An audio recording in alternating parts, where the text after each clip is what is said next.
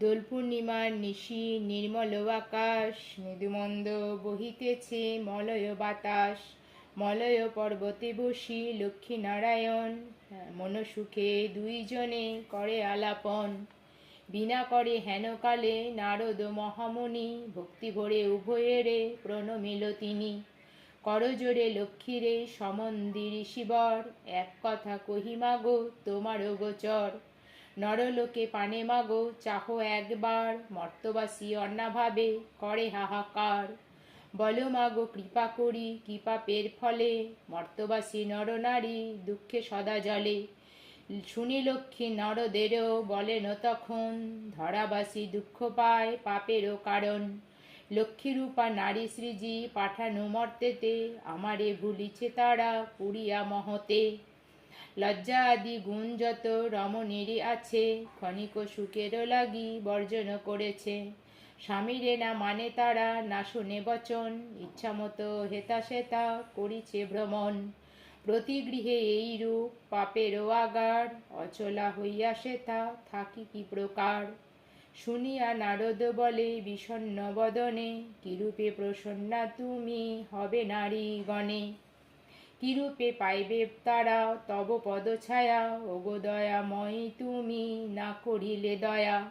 নারদের বাক্যে লক্ষ্মী প্রসন্না হইল, আশ্বাস দানিয়া তারে বিদায় করিল। অতঃপর লক্ষ্মীমাতা বলে নারায়ণে, মর্তের দুর্গতি প্রভু ঘুচাব কেমনে। শুনিয়া লক্ষ্মীর কথা বলে নারায়ণ, অস্থির হইও না দেবী স্থির কর মন। আমি যাহা বলি তাহা স্থির দেখো মনে, ধরাধামে যাও লক্ষ্মী ব্রত প্রচারণে। নারায়ণ বাক্যে লক্ষ্মী আনন্দিত হয়, লক্ষ্মী ব্রত প্রচারিতে ধরাধামে যায়।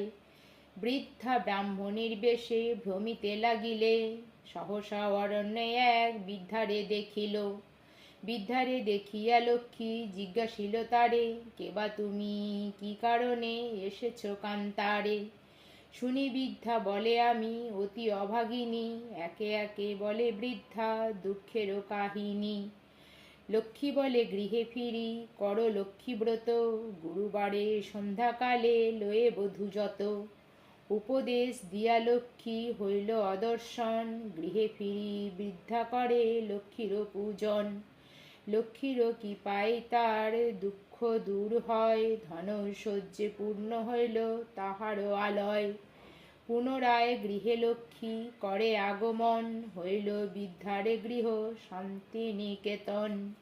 মগধেতে বাস এক বণিকত নয়, দৈবযোগে এলো তথা ব্রতেরও সময়। ব্রত দেখি বণিক জিজ্ঞাসে নারীগণে, কিবা ব্রত কর সব মিলিবা মাগণে।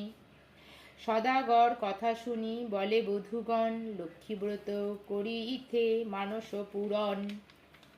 সদাগর শুনি তাহা বলে অহংকারে, যে জন দুঃখেতে থাকে সে পূজো লক্ষ্মীরে। সদাগর বাক্যে লক্ষ্মী কুপিতা হইল, অল্প দিনে ছন্ন ছাড়া তাহারে করিল। সর্বস্ব হইল নষ্ট ঘোরে দ্বারে দ্বার, দৈবযোগে আসিল সে বৃদ্ধারও আগার। বৃদ্ধা লক্ষ্মীব্রত করে লয়ে বধূগণ, বণিকেরও মনে পড়ে পূর্ব বিবরণ।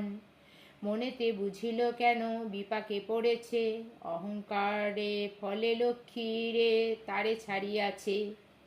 দুই কর জুড়ি সেই বণিকতনন্দন, কাঁদিতে কাঁদিতে করে লক্ষ্মীর স্তবন।